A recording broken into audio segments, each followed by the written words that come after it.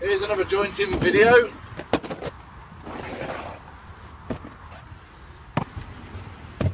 Set the workstation up, the bin. Now let's get started. Mark off the bushing point.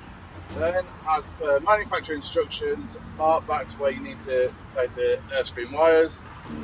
Remove the outer sheath with the US 15. Prise it open with a knife. Peel that back. And then remove the moisture barrier.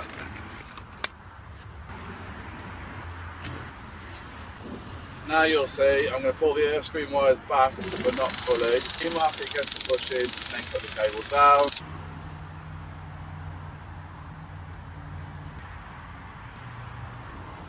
Then add the grey mastic, which acts as a moisture barrier. Bend the Earthscreen wires back on top of that mastic. Put a cable tie in place just to hold them down. Remove the black moisture barrier underneath, and now mark off where the cable is going to sit against the bushing. Cut this with a reciprocating saw. This is a perfect square cut. Now remove the semicon layer with the US02. Tie it off and fire away.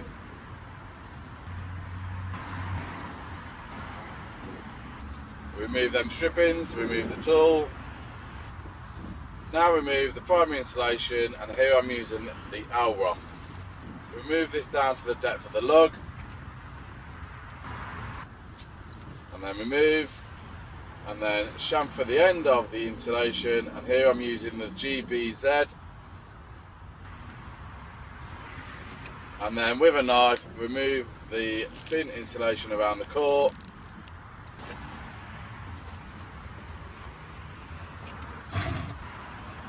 Clean the cable down, add some silicone grease, and then slide down the stress control boot.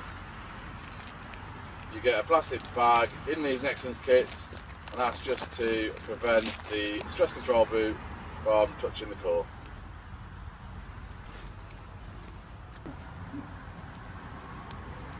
Push that stress control boot over the Earthscreen wires, and then take a measurement just to make sure. Now install the lugs, shear them off.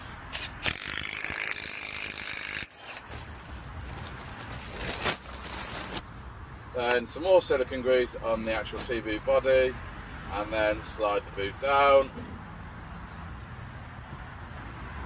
I always find it funny how these boots always try and pop back off. Now bolt the T-bodies to the bushing, and talk to manufacturer's instructions. Then dress the earths in, and this is your finished product.